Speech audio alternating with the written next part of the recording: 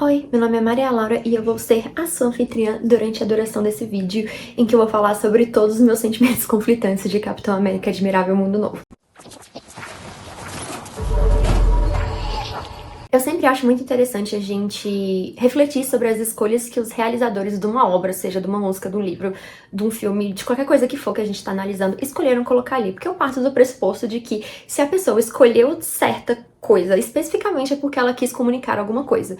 E é impossível não refletir sobre o ar distópico que tentaram dar pra esse filme, ou pelo menos da abordagem do que esse filme discute, de terem colocado o título de Capitão América Admirável Mundo Novo. Admirável Mundo Novo, que eu acho que tá todo mundo meio careca de saber, é uma das grandes trilogias do século XX, juntamente com Fahrenheit 451 e 1984. É um filme, é uma obra que aborda vários temas distópicos e vários temas que estão completamente em voga, porque vamos concordar, a gente há de concordar que meio que estamos vivendo um futuro distópico. E é isso que o filme tenta abordar. Antes eu queria fazer um disclaimer, que eu acho que é muito importante quando a gente vai falar de filme da Marvel. Primeiramente, que qualquer crítica sempre está sujeita ao viés e à subjetividade de quem tá criticando. E eu sou uma grande fã dos filmes da Marvel. Pra mim, eles sempre foram muito mais do que filmes. Eles são um momento de afetividade, eles são um momento de união mesmo, meu e da minha família, das minhas tias. Eu sempre tive um carinho muito grande por ir assistir um filme da Marvel. Então isso pra mim sempre vai ter um sabor especial, um quentinho no coração quando eu vou assistir. Eu sempre, sei lá, eu me sinto feliz. Pode ser o pior filme da Marvel que for, pra mim vale a ida ao cinema. E eu entendo que pra certas pessoas não vale a ida no cinema, inclusive por outros temas que eu vou abordar nessa crítica. Mas eu acho que é importante dizer isso. É importante também que talvez eu erre algumas coisas de canon, porque eu realmente só conheço o canon do MCU, eu não sei nada de quadrinho, então se eu acabar comentando alguma coisa que não faz sentido, é porque eu estou aqui para analisar o filme, não sou a super, hiper, mega conhecedora do canon de quadrinhos da Marvel e nem do MCU, porque o MCU está gigantescamente grande, tá um grande Silvio Santos em ritmo de festa.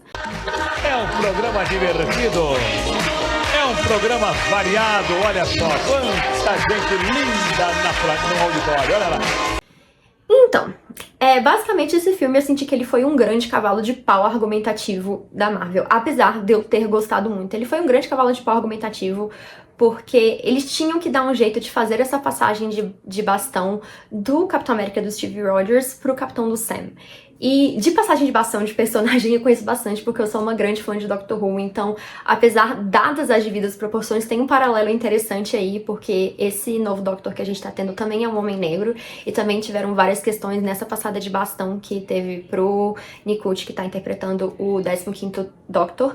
Então, eu consigo entender esse quase luto que a gente tem por um personagem que não tá mais aqui, e ao mesmo tempo essa ansiedade e essa vontade de ver alguma coisa nova do personagem que está vindo. Isso é muito comum em Doctor Who, então eu meio que já estou acostumada, mas eu entendo que para algumas pessoas é meio esquisito você ver outra pessoa tomando ali aquela persona de alguém que foi muito querido pra você. Dito isso, eu não tenho nenhuma crítica ao Capitão América do Sam, especificamente, nem ao Anthony Mackie. O Anthony Mackie, ele tá muito feliz de fazer esse papel. A gente consegue ver pelos press releases que ele tá fazendo, dele indo ao cinema, dele conversando com as pessoas.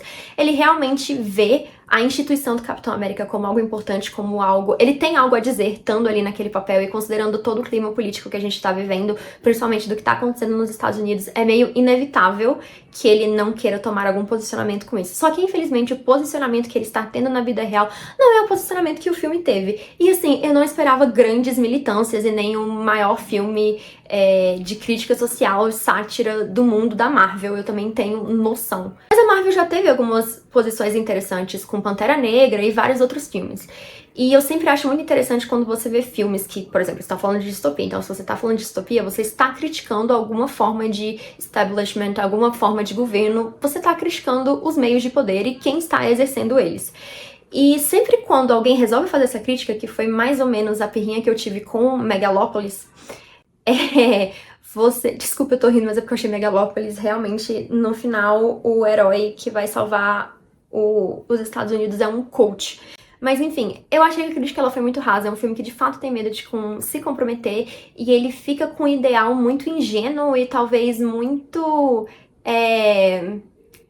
utópico daquela distopia, se isso faz sentido. Então, a gente vê que no final o Anthony Mackie Capitão América, no caso, ele passa pelo pão que o diabo amassou, as pessoas que ele gosta passam pelo pão que o diabo amassou, ele ainda fica com a tarefa ingrata de criar um novo Avengers, e o presidente caga na cabeça dele, e acontece tudo aquilo, e no final ele tá tipo, tá tudo bem, galera, o problema não é o governo, talvez o problema sejam as pessoas.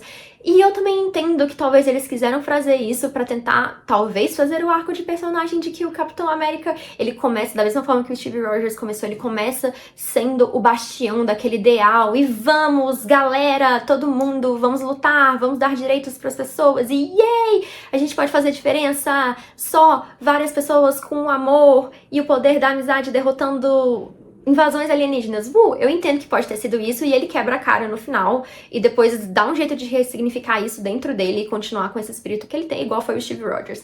Mas, aquilo, né? Se você resolve fazer um filme chamado Admirável Mundo Novo e tentar criticar uma distopia e você no final acaba falando que está tudo bem, a mudança está nos indivíduos e não nas pessoas que detêm o poder, é um pouco complicado, mas, mais uma vez, é assim, um filme da Marvel. Mas talvez eles ficaram com o cu na mão e eu entendo de abordar esse assunto considerando o clima dos Estados Unidos, mas não deixa de ser um pouquinho covarde. Quanto à trama e o que esse filme significa pro MCU, na minha cabeça ele não significa nada, sendo muito sincera. Ele é mais um coisa episódico, ele é mais um grande episódio no que está acontecendo no MCU. Pra mim é um filme bom, ele tem cenas de ação que entretém, ele tem coisas que eu sempre fico feliz de ver, eu sempre gosto de ver do MCU. Eu achei bastante interessante a questão da corrida espacial que a gente teve com o bonecão de posto lá do Celestial, que tá lá naquela ilha, e o que isso significaria pros países de você ter um recurso que é tão importante, que é o Adamantium, e todos eles correndo pra fazer isso. Então eu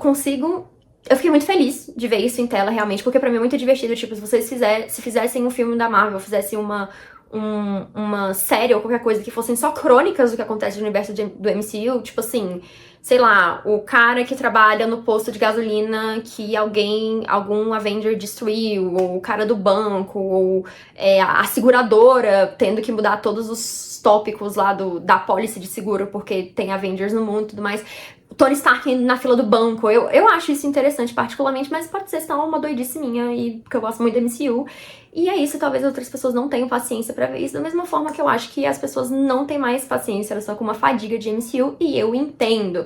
Mais uma vez, até eu que me considero uma pessoa que passo muito a mão na cabeça do MCU, eu sou uma pessoa muito tranquila, eu não estou conseguindo acompanhar a quantidade de coisas que tem. Eu assisti Guerras Secretas por cima, depois de Loki, sendo muito sincera, eu larguei as séries porque nenhuma me interessou.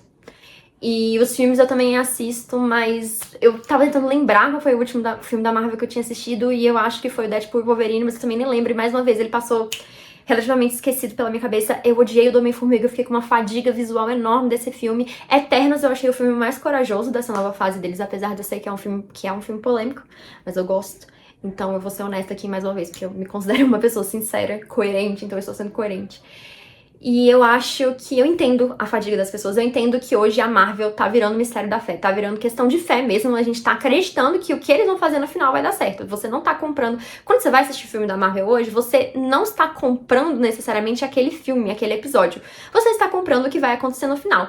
Que pode ser uma coisa que funciona, porque tem várias coisas no entretenimento que são assim. Por exemplo, quando você tá começando a assistir o seu time na Libertadores, você está comprando a ideia de que talvez ele vá pra final, mas ele pode te decepcionar, você pode sim perder, sei lá, pro Alcas, você pode ter uma perda vexatória que não precisava ter, e aí seu time é eliminado, e você fica sem o que fazer na quarta-feira de noite, e você fica vendo os seus rivais lá indo e avançando e ganhando uma Libertadores, e é uma merda, pode ser que isso aconteça, pode ser que seja o equivalente de um 7-1 lá na frente, que a gente vai ver com essa história do MCU. Realmente pode ser. Ele foi muito filler no sentido de que, tirando a cena pós-créditos, a gente fica meio assim, tá, mas o que isso quer dizer com as outras partes do MCU, além de que agora a gente tem um novo Capitão América e ele vai fazer aí um America's Next Avengers, um Avengers Drag Race, pra ver quem vão ser os próximos integrantes do Avengers. Não tem muito, até porque eu também fiquei me pegando, tipo, eu fiquei um tempo, e talvez seja só minha cabeça que não tá tão inteirada na lore do MCU no momento, mas eu fiquei me pegando muito pensando o que isso tem a ver com Guerras Secretas, e no final eu achei que meio que não ornou pra mim, então é um grande filler esse filme. Eu ia falar do vilão, mas é o Stein, eu acho que é o nome dele, eu até me esqueci o nome dele, porque eu tive sentimentos tão conflitantes desse filme que eu esperei um pouco pra gravar a crítica. Eu não lembro mesmo ao que ele veio, é mais um vilão que foi...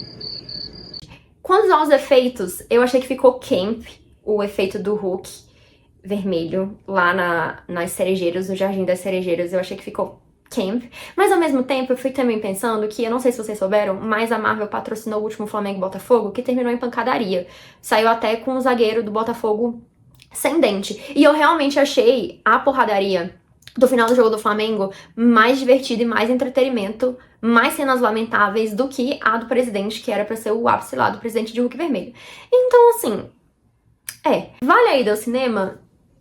Se você gostar de filme de ação, se você gostar de filme de boneco, vale. Mas assim, se você estiver pensando, por exemplo, dois filmes que acho que vão estar passando ao mesmo tempo, que é Capitão América e Better Man. Em questão de, tipo, filme de diversão, eu diria pra você assistir Better Man e não Capitão América. Mas aí vai de cada um, e como eu disse, eu acabaria assistindo de uma forma ou de outra, porque sempre pra mim é um programa de ir com a minha tia assistir filme da Marvel, então eu gosto muito.